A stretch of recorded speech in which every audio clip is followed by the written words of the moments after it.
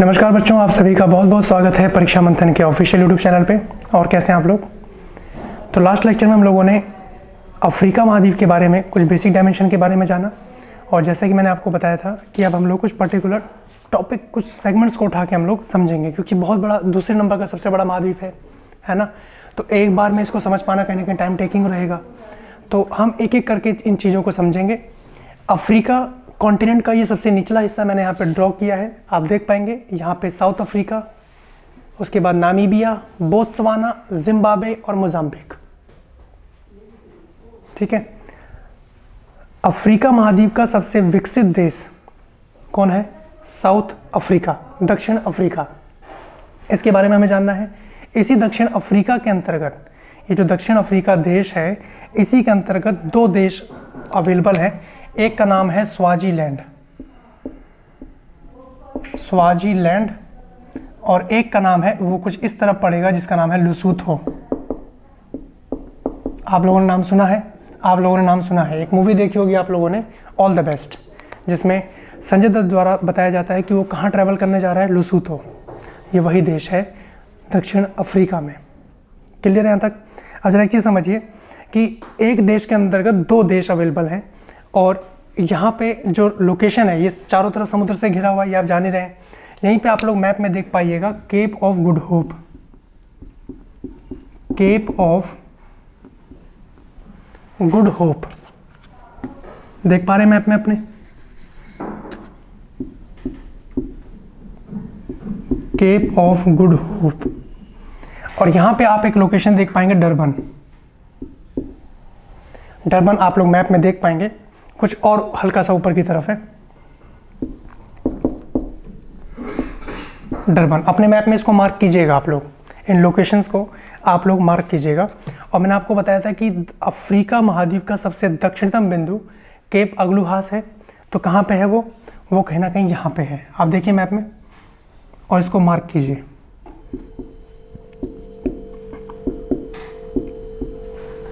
Cap अग्लुहास Africa महाद्वीप का सबसे दक्षिणतम बिंदु। ठीक है। उसके बाद यहीं पे बात करें, ये जो डरबन जो क्षेत्र है, जब Mahatma Gandhi south Africa travel कर रहे हैं, तो डरबन में कहीं ना कहीं आपने सुना होगा नटाल एक क्षेत्र है, तो नटाल प्रांत की ही ये राजधानी है। डरबन जो है नटाल प्रांत की ही राजधानी है। ठीक है। इसके साथ में एक हमें पोर्ट जानना है, जिसका नाम है पोर्ट एलिजाबेथ।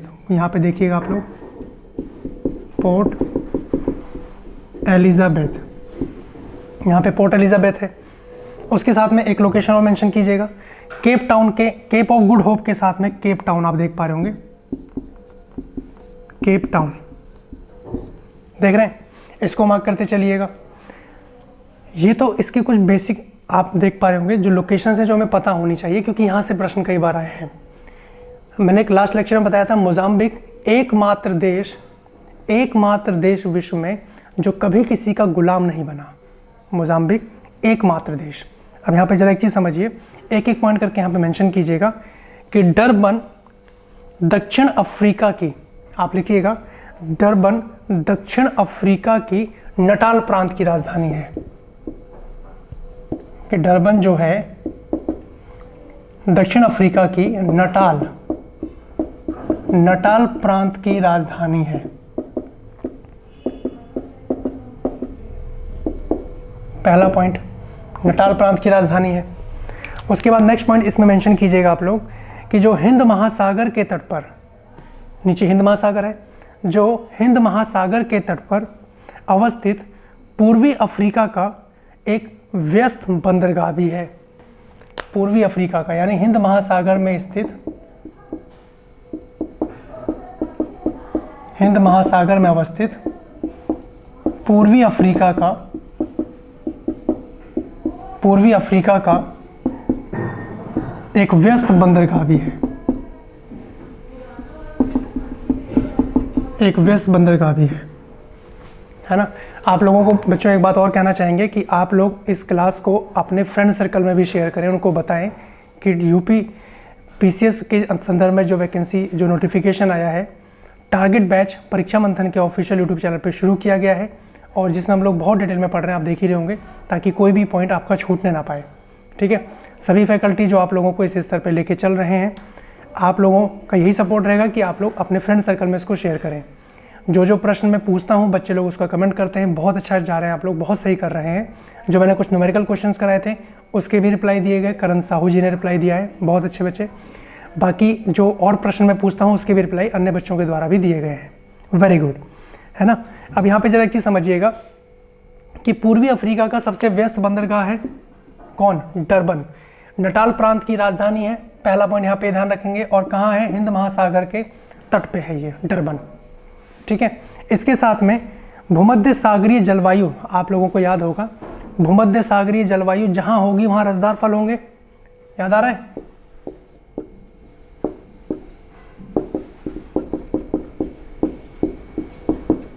भूमध्य सागरीय जलवायु जहाँ पे होगी वहाँ रसदार फल होंगे, लेकिन डरबन में भूमध्य सागरीय जलवायु नहीं पाई जाती।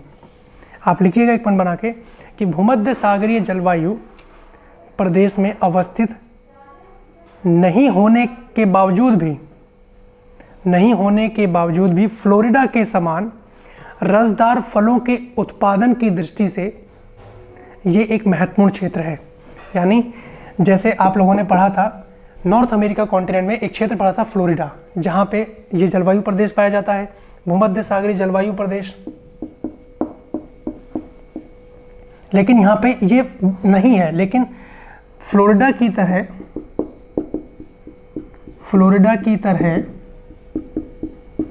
यहाँ पे ये नहीं है, ध्यान दीजिएगा। लेकिन फ्लोरिडा की तरह रसदार फलों की दृष्टि से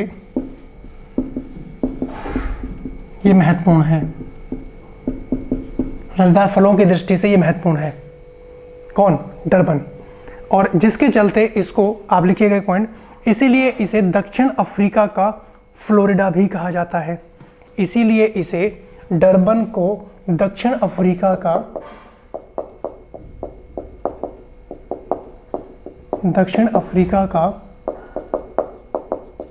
फ्लोरिडा भी कहा जाता है। बहुत इंपॉर्टेंट पॉइंट जो आपको ध्यान रखना है कि दक्षिण अफ्रीका का फ्लोरिडा किसको कहा जाता है? डरबन। क्यों कहा जाता है? भूमध्य सागरीय जलवायु प्रदेश में नहीं होने के बावजूद भी फ्लोरिडा के समान यहाँ पे रसदार फलों की दृष्टि से ये क्षेत्र बहुत महत्वपूर्ण हो जाता है। पहला पॉइंट ध्यान रख पाइएगा। नेक्स्ट पॉइंट की तरफ चलते हैं। अब ये जो नटाल प्रांत है, जहाँ जो नटाल प्रांत यानी नटाल प्रांत की राजधानी डरबन, ये जो नटाल प्रांत है ये चावल गन्ने की कृषि के लिए भी महत्वपूर्ण है। ये जो नटाल प्रांत है, नटाल प्रांत, ये चावल और गन्ने की कृषि के लिए भी महत्वपूर्ण है।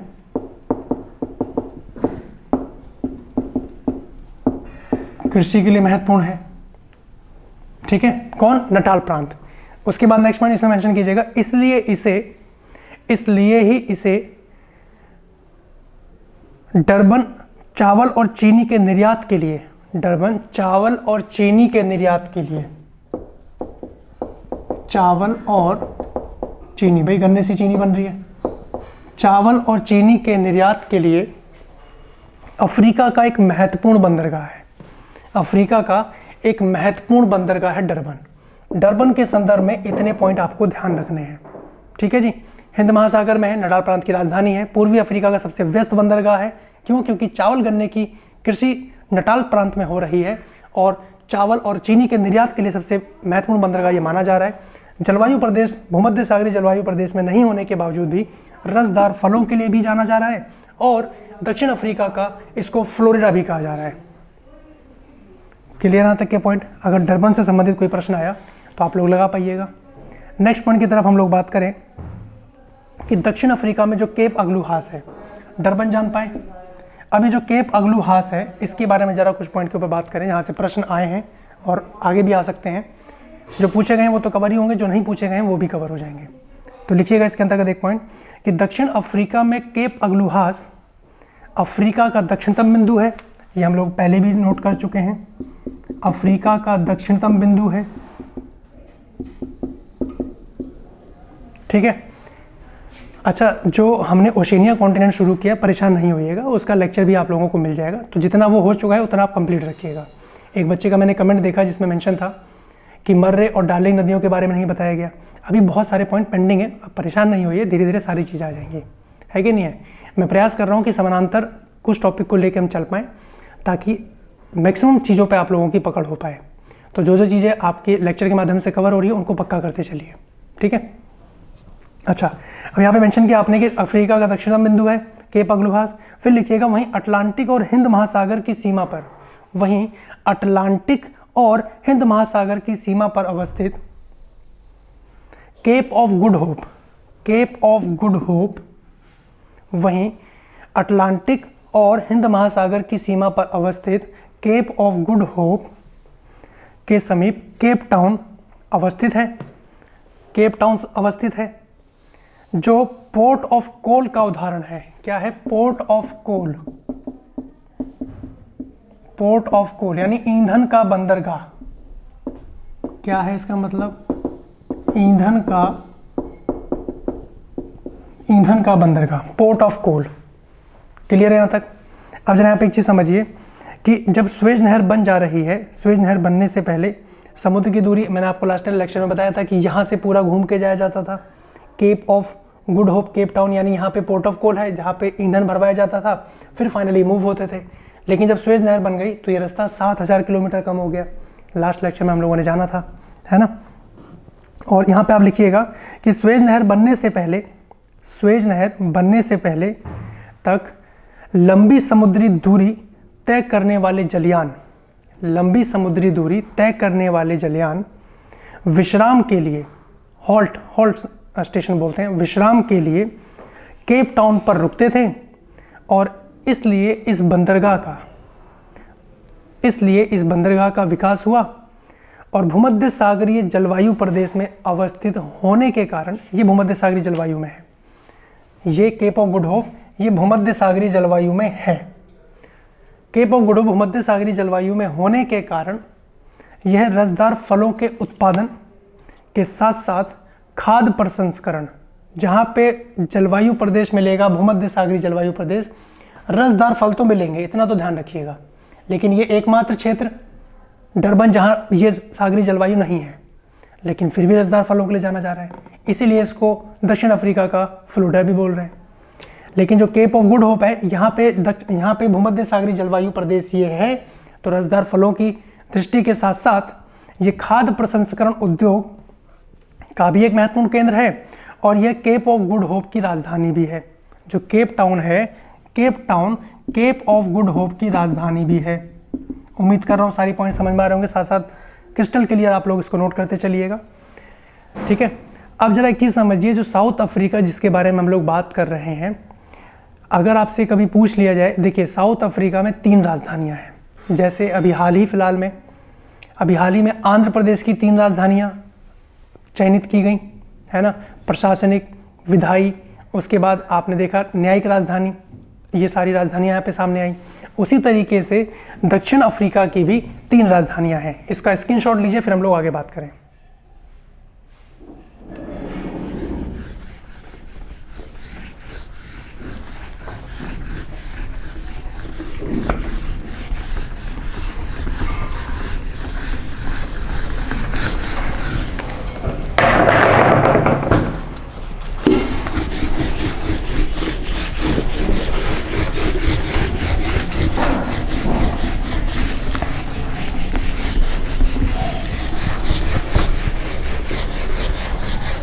आप लोग हेडिंग दीजिएगा इसके अंतर्गत कि दक्षिण अफ्रीका की 3 राजधानियां।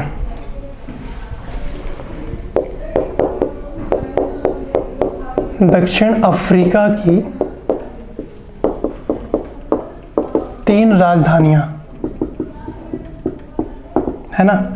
सबसे पहला पॉइंट तो ये ध्यान रखें कि जो दक्षिण अफ्रीका है ये अफ्रीका महाद्वीप का सबसे विकसित देश है। पहला पॉइंट कि अफ्रीका महाद्वीप का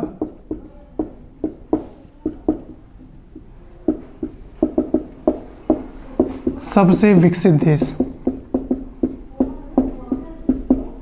सबसे विकसित देश कौन है? दक्षिण अफ्रीका।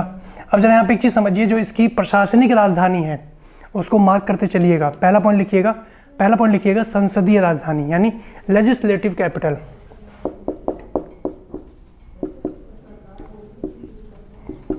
लेजिस्लेटिव कैपिटल यानी संसदीय राजधानी।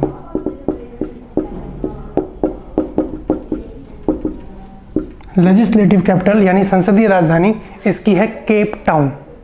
कौन सी है? इस केप टाउन को बनाया गया है। अभी आप लोगों ने लिखा था यहाँ पे, इसको मार्क कीजिएगा कि जो यहाँ की संसदीय राजधानी है वो केप टाउन है, यानी लेजिस्लेटिव जो कैपिटल है साउथ अफ्रीका की वो है केप टाउन। दूसरा पॉइंट इसमें मेंशन कीजिएगा कि यह साउथ अफ्रीका का सबसे प्राचीनतम नगर है, क्योंकि संसद भी यहीं है, संसद भी यहीं है, और ये जो केप टाउन है ये साउथ अफ्रीका का सबसे प्राचीनतम शहर है। ठीक है जी। दूसरा पॉइंट यहाँ मेंशन कीजिएगा, भाई साउथ अफ्रीका की जो संसद है वो केप टाउन में अवस्थित है, जिसके चलते ये यहाँ पे लेजिस्लेटिव कैपिटल इसको घोषित किया गया है और सबसे प्राचीनतम नगर भी यहाँ पे ये माना जा रहा है। ठीक है।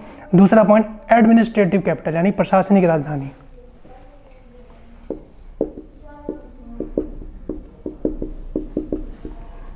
एडमिनिस्ट्रेटिव कैपिटल यानी प्रशासनिक राजधानी।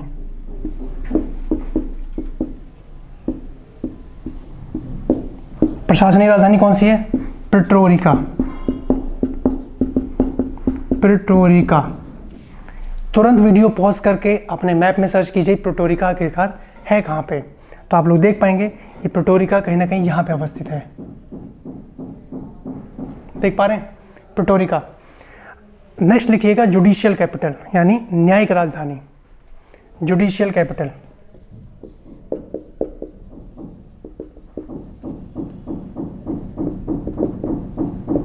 यानी न्यायिक राजधानी। ये आप लोग अपने मैप में कहीं ना कहीं इस तरफ देख पाएंगे, इस लोकेशन यानी दक्षिण अफ्रीका के दक्षिण में देख पाएंगे। एक जगह है, मैं इसका नाम लिख दे रहा हूँ, ब्लूमफॉन्टेन। क्या नाम है?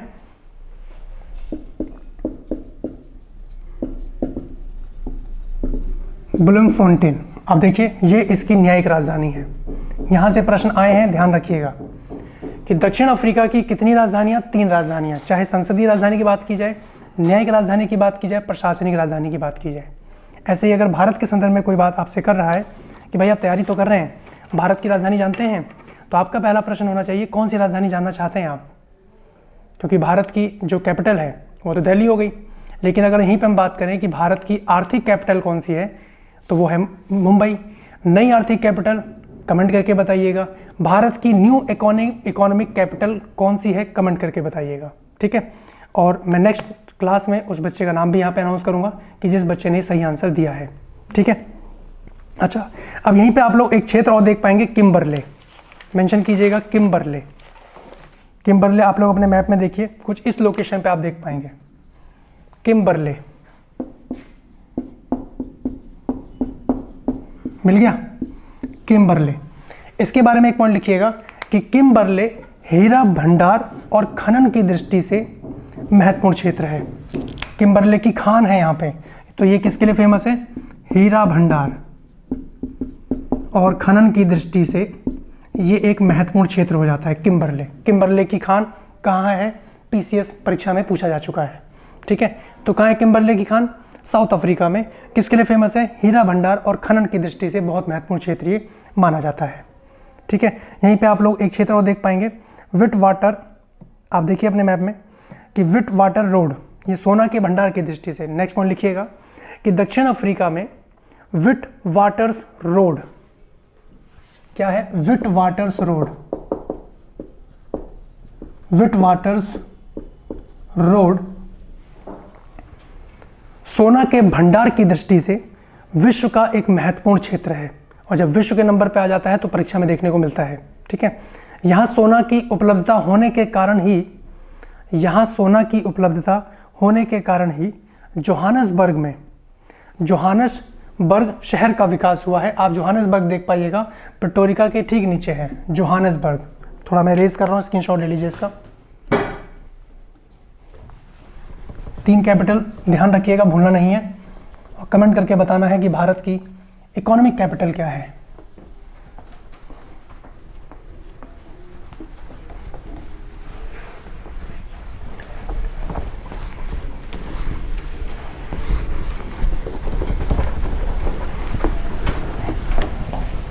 लिखिए जोहानिसबर्ग।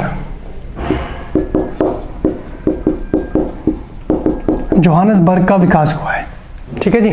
सोना भंडार की दृष्टि से ये महत्वपूर्ण केंद्र है, और इसी के चलते, इसी की उपलब्धता के कारण ही जोहानिसबर्ग शहर का यहाँ पे विकास हुआ, जो विश्व स्तर पे सोने के भंडार, सोने के व्यापार का एक महत्वपूर्ण केंद्र है, और इसीलिए इसको स्वर्ण नगरी भी कहा जाता है।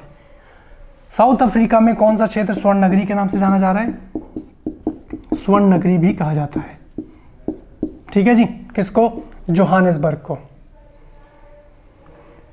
ये वही क्षेत्र है जहां पे भारत का 9वां विश्व हिंदी सम्मेलन आयोजित होता है, क्योंकि यूएनओ में भारत हिंदी भाषा को मान्यता दिलवाने के लिए कहीं ना कहीं विश्व स्तर पे विश्व हिंदी सम्मेलन भी करवाता है।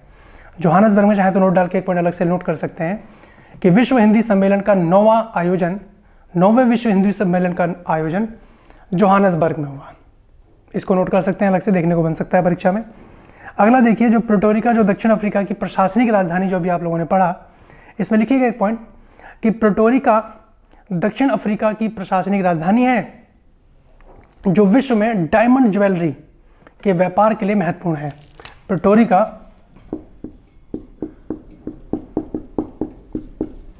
जो प्रशासनिक राजधानी है, ये डायमंड ज्वेलरी के लिए प्रसिद्ध है।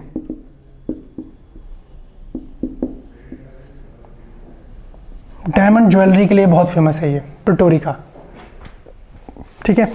उसके बाद आइए बात करते हैं 2 देशों की, जो साउथ अफ्रीका के अंतर्गत जो 2 देश हैं, इसको हम करंट अफेयर से रिलेट करते हुए पढ़ेंगे, क्योंकि कुछ समय पहले ही यहाँ पे इसके क्षेत्र में नाम में परिवर्तन हुआ है ना। यहाँ के जो राजा रहे, उन्होंने इसका नया नाम रख दिया है। जो देश था स्वाजीलैंड और लुसोथो। पहला पॉइंट लिखिएगा कि स्वाजीलैंड और लुसोथो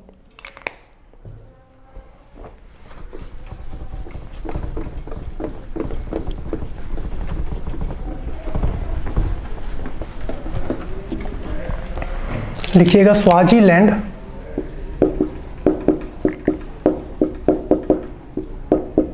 और लुसोथो, ये दक्षिण अफ्रीका के यानी साउथ अफ्रीका के 2 देश हैं। साउथ अफ्रीका के अंतर्गत ये 2 देश हैं, आप मैप में देख पाएंगे, स्वाजीलैंड और लुसोथो। ये वही लुसोथो है जो मैंने आपको मूवी का नाम बताया, ऑल द बेस्ट में, जो संजय दत्त कहीं ना कहीं ट्रैवल कर रहा होता है लुसोथो देश के लिए, वो यही है, ठीक है। यहाँ पे आप एक पॉइंट लिखिएगा करंट अफेयर से कनेक्ट करते हुए कि स्वाजीलैंड के राजा मस्वाती तृतीय, क्या नाम है? स्वाजीलैंड के राजा, क्या नाम है इनका? मस्वाती तृतीय ने इसका नया नाम रखा है, यानी स्वाजीलैंड का नया नाम क्या हो गया वो आपको पता होना चाहिए। मैप में आपको स्वाजीलैंड ही दिखेगा, लेकिन इसका जो नया नाम है द किंगडम ऑफ इस्वातिनी। क्या नाम है? द किंगडम ऑफ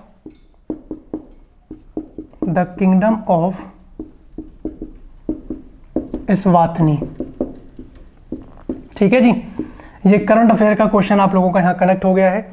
भविष्य में आपसे पूछ लिया जाए परीक्षा में कि भैया स्वाजीलैंड का नया नाम क्या है, तो द किंगडम ऑफ इस्वातिनी, और इसकी मुद्रा के बारे में भी लिख लीजिएगा। इसकी जो मुद्रा है यहाँ पे, ये है स्वाजी लिलगिकी। क्या है? स्वाजी लिलगिकी,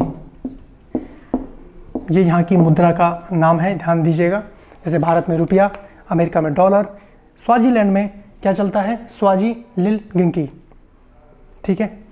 अच्छा, अब यहाँ पे थोड़ा हम लोग मरुस्थल की तरफ मूव करते हैं। मैं इसको इरेज कर रहा हूँ, स्क्रीनशॉट ले लीजिएगा आप इसका।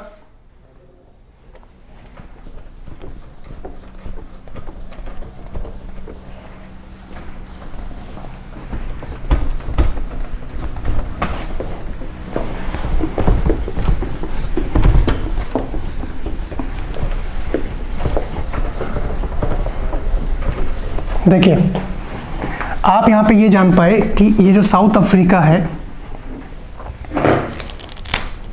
ये साउथ अफ्रीका, नामीबिया और बोत्सवाना, यहीं पे कहीं ये मरुस्थल फैला हुआ है। ये डेजर्ट यहाँ पे फैला हुआ है जिसका नाम है कालाहारी मरुस्थल। क्या नाम है? कालाहारी मरुस्थल। लिखिएगा,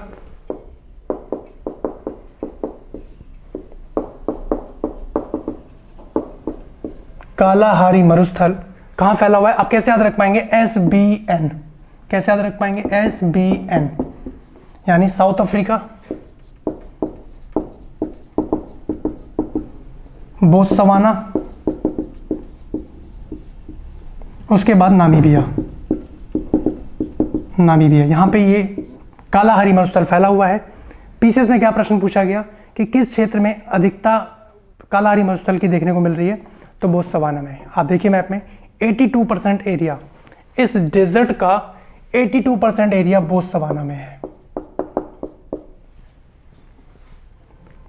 ठीक है, कालाहारी मरुस्थल यहाँ पे ध्यान रखिएगा। और यहीं पे बुशमैन जनजाति भी पाई जाती है। कौन सी जनजाति? बुशमैन जनजाति। कई बार परीक्षा में आता है बच्चों, ये ध्यान दीजिएगा कि बुशमैन जनजाति कहाँ पाई जाती है? बुशमैन जनजाति, कालाहारी मरुस्थल। कई बार परीक्षा में आता है बुशमैन जनजाति कहाँ पाई जाती है, यानी इन्हीं क्षेत्रों में मरुस्थल के नाम देखने को मिलते हैं। तो कालाहारी मरुस्थल यहाँ पे आप लोग ध्यान रखिएगा।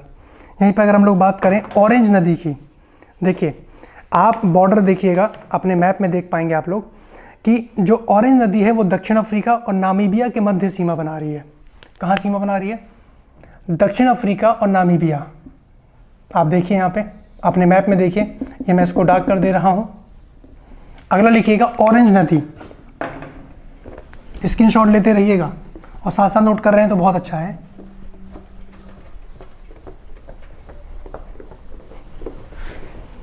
ऑरेंज नदी,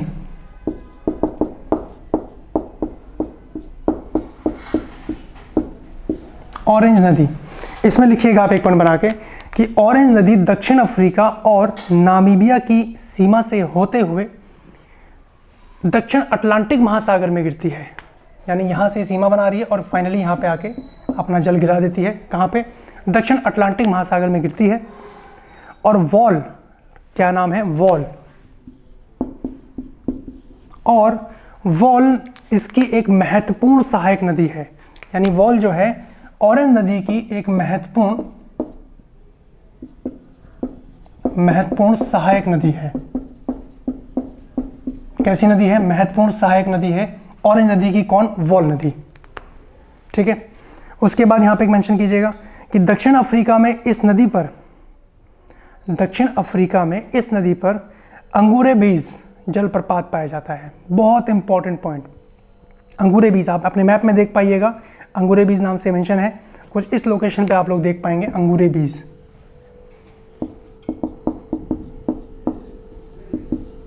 अंगूरे बीज जलप्रपात, झरना, किस नदी पर? ऑरेंज नदी पर। अंगूरे बीज जलप्रपात झरना किस नदी पर? आपका ऑरेंज नदी पर। ठीक है, यहीं पे एक पॉइंट आप मेंशन कीजिएगा। आप जो लुसूथो, ये जो लोकेशन आप देख पा रहे हैं लुसूथो, यहीं पे आप लोग एक पर्वत देख पाएंगे ड्रैकनबर्ग्स माउंटेन।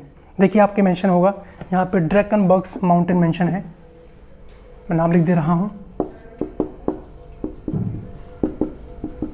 ड्रैकनबर्ग्स माउंटेन। इसमें मेंशन कीजिएगा एक पॉइंट कि लुसूथो के ड्रैकनबर्ग्स पर्वत से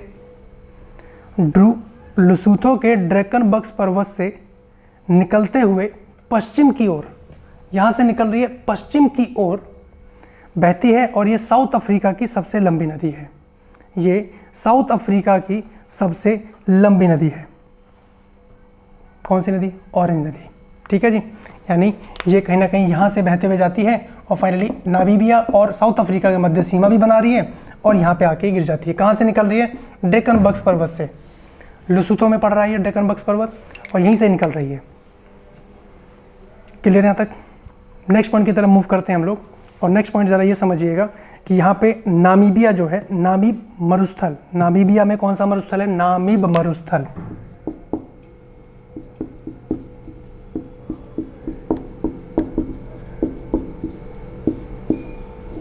नामीब मरुस्थल, इसमें एक पॉइंट लिखिएगा आप लोग कि नामीब मरुस्थल दक्षिण अफ्रीका, और आप देख पाएंगे नामीब मरुस्थल कुछ इस लोकेशन पे फैला हुआ है।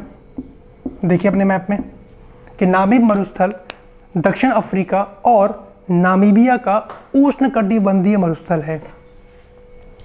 उष्णकटिबंधीय मरुस्थल है, उष्णकटिबंधीय मरुस्थल है। ठीक है, इसमें एक पॉइंट और मेंशन कीजिएगा कि यहाँ स्वैकोपोमोड नाम है इसका, आप देख पाएंगे अपने मैप में कुछ इस लोकेशन पे आप लोग देख पाएंगे, नामीबिया के कुछ इस लोकेशन पे। मैं नाम लिख दे रहा हूं इसका, क्या नाम है? स्वैकोपोमोड। ये नामीबिया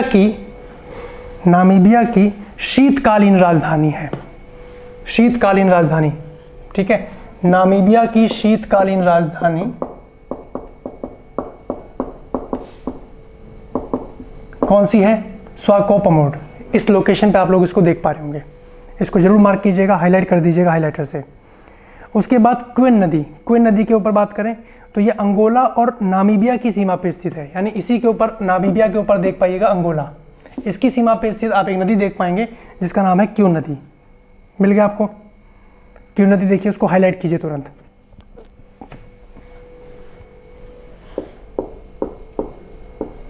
क्यू नदी नामीबिया और अंगोला की सीमा से होते हुए दक्षिण अटलांटिक महासागर में ही गिर जाती है। दक्षिण अटलांटिक महासागर में गिर जाती है। ठीक है, नेक्स्ट पॉइंट की तरफ हम मूव करें तो आप लोग देख पाइएगा जिम्बाब्वे और जाम्बिया, दो देश देख पा रहे हैं आप लोग, जिम्बाब्वे और जाम्बिया। इसके बारे में जरा हम डिस्कस करते हैं, इसको आप स्क्रीनशॉट लीजिए, फिर आगे बात की जाए इसमें।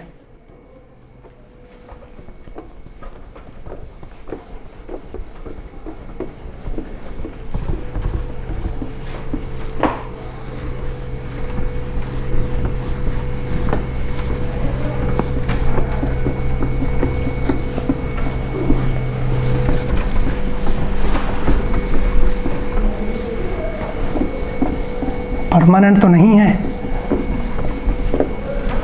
चलिए एक मैं ड्रॉ कर रहा हूं, आप ऐसे ही इसको ड्रॉ कर लीजिएगा।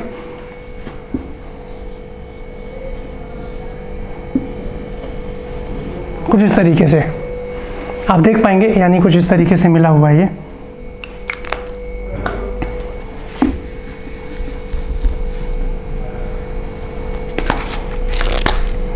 कुछ इस तरीके से मिला हुआ है और इनके नाम हैं जाम्बिया और जिम्बाब्वे।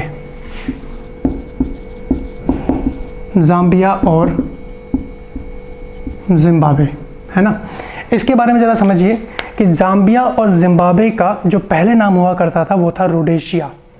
बहुत इंपॉर्टेंट पॉइंट लिखिएगा, जाम्बिया और जिम्बाब्वे। जाम्बिया और जिम्बाब्वे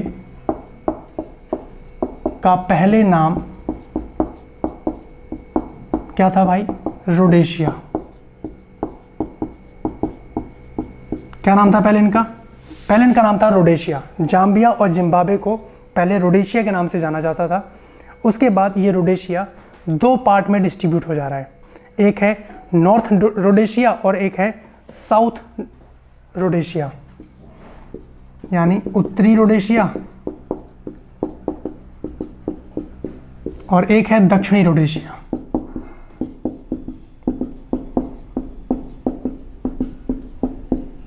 ठीक है जी, जाम्बिया और जिम्बाब्वे का पहले नाम था रोडेशिया और उसके बाद ये दो क्षेत्रों में बंट गया, उत्तरी रोडेशिया और दक्षिणी रोडेशिया।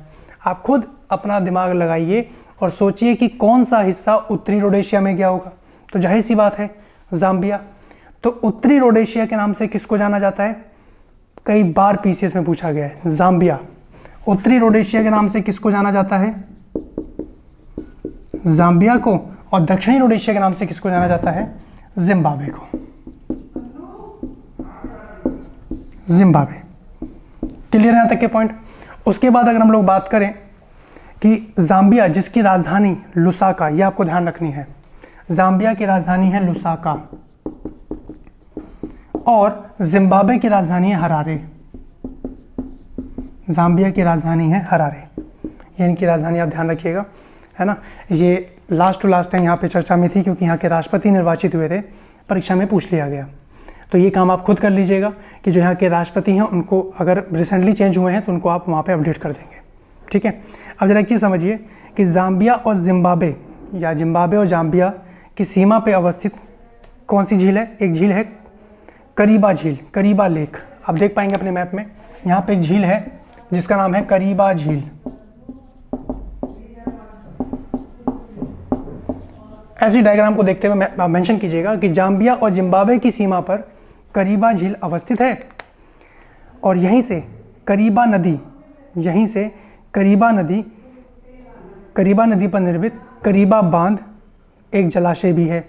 यहीं पे एक करीबा बांध बनाया गया है। कौन सा बांध? करीबा बांध। यहीं पे करीबा बांध बनाया गया है, ठीक है। नेक्स्ट पॉइंट मेंशन करेंगे इसके अंतर्गत कि इस झील के समीप विक्टोरिया वाटरफॉल है। कौन सा वाटरफॉल है? विक्टोरिया। विक्टोरिया जलप्रपात कहाँ है? करीबा झील पे। विक्टोरिया जलप्रपात कहाँ है? करीबा झील, ठीक है जी। यानी इस झील के समीप विक्टोरिया जलप्रपात है। उसके बाद नेक्स्ट पॉइंट मेंशन कीजिएगा कि काटांगा पठार से, काटांगा पठार आप लोग देख पाएंगे इसके थोड़ा इस तरफ होगा, क्या नाम है? काटांगा पठार।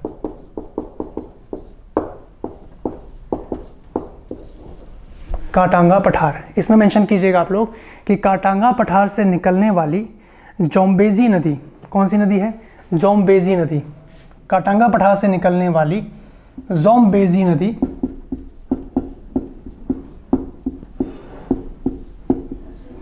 काटांगा पठार से निकलने वाली, काटांगा पठार ये मैंने लिखा हुआ है, काटांगा पठार से निकलने वाली जोम्बेजी नदी जिम्बाब्वे और जाम्बिया की सीमा से होते हुए, जिम्बाब्वे और जाम्बिया की सीमा से होते हुए मोजाम्बिक में प्रवेश कर जाती है ना। आप लोग देख पाएंगे कि जिम्बाब्वे यानी काटांगा पठार से ये नदी निकल रही है। आप अपने मैप में देखिए, जिम्बाब्वे और जाम्बिया से होते हुए मोजाम्बिक की तरफ निकल जाती है, मोजाम्बिक में प्रवेश कर जाती है। इधर ही मोजाम्बिक देश है जिसकी राजधानी मपूतो है ना, मोजाम्बिक में प्रवेश करती है, जहाँ इस नदी का निकास मोजाम्बिक चैनल में होता है। यहीं पे मोजाम्बिक चैनल आप देख पाएंगे, मोजाम्बिक चैनल। कहाँ से निकल रही नदी? काटांगा पठार से निकलते हुए जाम्बेजी नदी जाम्बिया और जिम्बाब्वे की सीमा से होते हुए मोजाम्बिक में प्रवेश करती है और अंततः मोजाम्बिक चैनल में ये अपना जल गिरा देती है, वहीं जाके ये गिर जाती है। क्लियर है यहाँ तक के पॉइंट? उसके बाद यहीं पे मेंशन कीजिएगा न्यासा, न्यासा झील मोजाम्बिक और तंजानिया और मलावी इनकी सीमा पे अवस्थित है। मैप में देखिए और मार्क कीजिएगा उसको, मैं यहाँ पे नाम लिख दे रहा हूँ।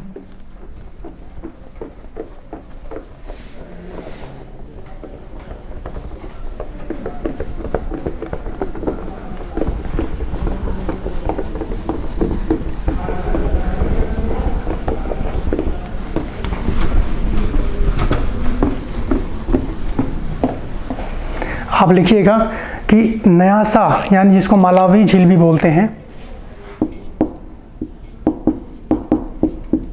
न्यासा झील, इसमें मेंशन कीजिएगा न्यासा झील मोजाम्बिक तंजानिया, मोजाम्बिक तंजानिया और मलावी, मलावी की सीमा पर अवस्थित है।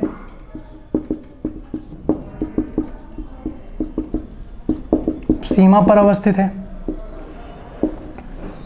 ठीक है। कौन सी झील है? न्यासा झील। अच्छा, एक बच्चे ने मुझसे कमेंट करके पूछा था कि साइकोलॉजी जो विषय है क्या उसको ऑप्शनल लिया जा सकता है? देखिए बच्चों, ये आपकी पर्सनल चॉइस है ना। मैं यही सजेस्ट करूँगा कि आप लोग ऐसे विषय को ऑप्शनल के रूप में लें जिससे आपको अन्य विषयों में मदद मिल रही हो, है ना। मैं ज्योग्राफी ऑप्शनल पढ़ाता हूँ प्री जीएस के स्तर पे, लेकिन आपको ये भी बताएं कि मैं आपको ज्योग्राफी इसलिए नहीं कहूँगा क्योंकि मैं पढ़ाता हूँ, मैं इसलिए कहूँगा ज्योग्राफी ऑप्शनल लेने के लिए कि इससे आपके कई सारे सेगमेंट्स इसके टच में रहते हैं, जैसे साइंस, इकोनॉमिक्स, इंडियन पॉलिटी। यानी अगर आप लोग ज्योग्राफी ऑप्शनल विषय लेते हैं तो कहीं ना कहीं आप बाकी सेगमेंट से भी जस्टिफिकेशन कर पाएंगे। करंट अफेयर जो सबसे इंपॉर्टेंट सेगमेंट है, यहाँ पे भी आपको उसको कई टॉपिक तो इसके स्टैटिक हैं ज्योग्राफी ऑप्शनल के संदर्भ में, और कई टॉपिक ऐसे हैं जो जैसे इकोलॉजी एनवायरनमेंट हो गया, सीधा करंट अफेयर से रिलेट हो जाता है। तो भले ही आपके ऑप्शनल में कुछ कम नंबर आ जाएं, है ना, समझते से ध्यान से सुनिएगा, भले ही ऑप्शनल में कुछ कम नंबर आ जाएं, लेकिन इसकी हेल्प से बाकी सब्जेक्ट में भी अच्छे नंबर लिए जा सकते हैं। लेकिन ऐसा नहीं है कि ज्योग्राफी ऑप्शनल आप पढ़ रहे हैं तो आपके उसमें कम नंबर आएंगे, अच्छे नंबर लीजिएगा, उसमें डिपेंड करता है कि आप कितने स्तर तक लेके जा रहे हैं। बट फिर भी अब फिर वो आपकी पर्सनल चॉइस है। कई बच्चे हिंदी साहित्य भी लेते हैं, अच्छा स्कोर करते हैं, ज्योग्राफी ऑप्शनल भी लेते हैं, पब्लिक एडमिनिस्ट्रेशन है, there are lot of subject जो आप लोग चूज़ कर सकते हैं एज ए ऑप्शनल। ठीक है, मुझे नाम ध्यान नहीं आ रहा है जिस बच्चे ने प्रश्न पूछा था। तो साइकोलॉजी अगर आप लेना चाह रहे हैं तो ये आपकी खुद की इच्छा है, आप ले सकते हैं, देयर इज़ नो एनी बाउंडेशन। ठीक है, अच्छा, तो आपने लिखा कि जो न्यासा झील है मोजाम्बिक, तंजानिया और मलावी की सीमा पे अवस्थित है और इसे कैलेंडर झील भी कहते हैं। इस न्यासा झील को कैलेंडर झील भी कहते हैं, ये पॉइंट आप नोट कीजिएगा। कौन सी झील? कैलेंडर झील, यानी कैलेंडर झील के नाम से भी न्यासा झील को जाना जा रहा है। ठीक है, और यह अफ्रीका की तीसरी सबसे बड़ी झील है। कौन सी झील है? ग्रेट अफ्रीका की तीसरी सबसे बड़ी झील।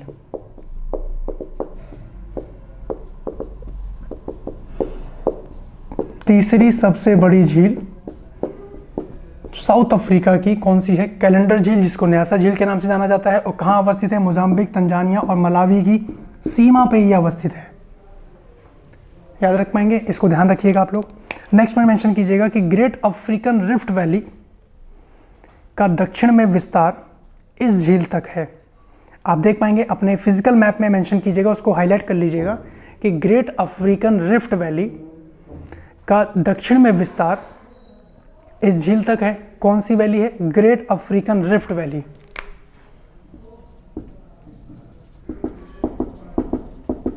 ग्रेट अफ्रीकन रिफ्ट वैली, ठीक है जी, इसका विस्तार इस झील तक आया है। और इसमें लिखिएगा, इसलिए यह भ्रंश घाटी में अवस्थित एक झील है। न्यासा झील भ्रंश घाटी में अवस्थित एक झील है। अभी भ्रंश घाटी क्या होता है अभी तनाव नहीं लीजिएगा, कॉन्सेप्ट वाले टॉपिक्स में हम लोग बहुत डिटेल में बात करेंगे, जहाँ पे आप लोग इन सारी चीज़ों को जान पाइएगा। ठीक है, उसके बाद नेक्स्ट पॉइंट मेंशन कीजिएगा टंगानिका झील। मैं इसको इरेज कर रहा हूँ, स्क्रीनशॉट ले लीजिए।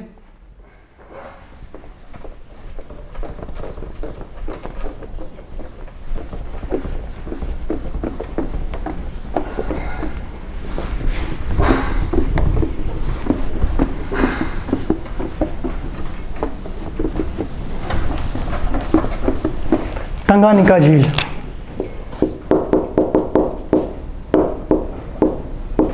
टंगानिका झील, इसके बारे में एक पॉइंट मेंशन कीजिएगा आप लोग। टंगानिका झील के बारे में इसमें लिखिएगा कि टंगानिका झील तंजानिया, कोंगो और रिपब्लिक जायरे। लिखिएगा टंगानिका झील, कोंगो, जायरे, तंजानिया,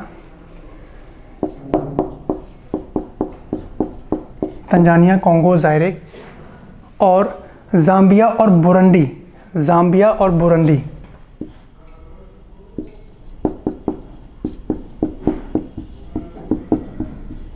ज़ाम्बिया और बुरुंडी की सीमा पर अवस्थित है। यह विश्व की दूसरी सबसे गहरी झील है। यह विश्व की दूसरी सबसे गहरी झील है।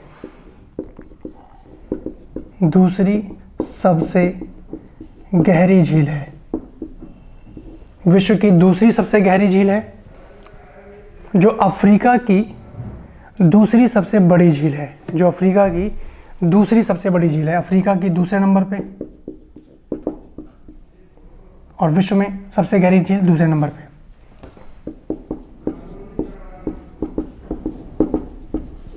सबसे बड़ी झील तंगानिका झील।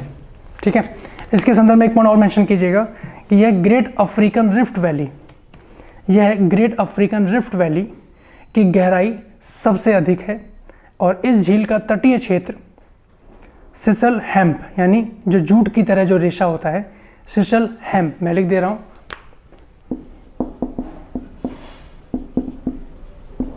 सिसल हेम्प, इसमें लिखिएगा कि इस झील का तटीय क्षेत्र सिसल हेम्प यानी जूट की तरह की जो खेती के लिए ये सर्वाधिक महत्वपूर्ण है। ठीक है, और यहीं पे आप लोगों के लिए एक छोटा सा होमवर्क जो आप लोग वर्कआउट करके कमेंट कीजिएगा, जो मैं होमवर्क देता हूँ उसको अलग से हाईलाइट करके नोट कर लिया कीजिए कि विश्व की सबसे गहरी झील कौन सी है। जब ये दूसरी गहरी झील है, विश्व की दूसरी गहरी झील है, तो विश्व की सबसे गहरी झील कौन सी है? विश्व की सबसे गहरी झील कौन सी है, ये आप लोग कमेंट करके बताइएगा। ठीक है, ये आप लोग कमेंट करके बताइएगा कि विश्व की दूसरी सबसे गहरी झील कौन सी है और कहाँ अवस्थित है, ये कमेंट करके आप लोग बताइएगा। अब उसके बाद हम लोगों को एक लोकेशन के बारे में पढ़ना है जिसमें कई सारे क्षेत्र इन्वॉल्व होंगे और वहाँ पे कहीं ना कहीं एक झील है जिसका नाम है विक्टोरिया झील, और इसी विक्टोरिया झील से होते हुए कहीं ना कहीं नील नदी का उद्गम हो रहा है और जो विश्व की सबसे लंबी नदी है, विश्व की सबसे लंबी नदी। ठीक है, और ये कई सारे क्षेत्रों से होते हुए जा रही है, यानी जो विक्टोरिया झील वाला कंसेप्ट है इसको हम लोग नेक्स्ट लेक्चर से कवर करेंगे। अब तक जितने पॉइंट आप लोगों के हुए हैं उनको आप लोग रिवाइज करते हुए तैयार रखिएगा, और बहुत जल्द ही मैं आप लोगों के साथ नंबर ऑफ़ क्वेश्चंस भी डिस्कस करने वाला हूं कि जो हम लोग पढ़ रहे हैं उनसे संबंधित अभी तक जो प्रश्न पूछे गए हैं वो भी आपके कवर हो जाएंगे, और उसके साथ में जो आगे प्रश्न पूछे जा सकते हैं वो आपके नोट्स के माध्यम से आपके कवर हो जाएंगे। क्लियर है यहाँ तक? यानी जो आपके नोट्स बन रहे हैं आप उसी को रिवाइज करते हुए उनको पक्का रखिएगा। क्लियर है यहाँ तक? ठीक है, विक्टोरिया झील हम लोग नेक्स्ट लेक्चर में करेंगे। छोटा सा पॉइंट मेंशन कर लीजिएगा कि अफ्रीका में कुल 54 देश हैं, 54। मैं इसको इरेज कर रहा हूं।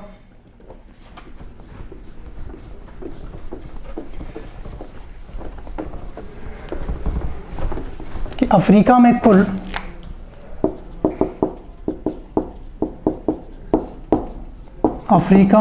54 देश हैं, 54 देश हैं। तो जानना चाहेंगे ना कि 54वां देश कौन सा बना था, तो लिखिएगा इसमें कि 54वां देश 54 नंबर का जो कंट्री बना इसके अंतर्गत वो है साउथ सूडान।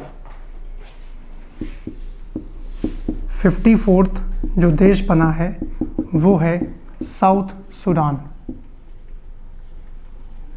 साउथ सूडान आपकी जानकारी के लिए 9 जुलाई 2011 को ये बना है, 9 जुलाई 2011 को ये बना है ना।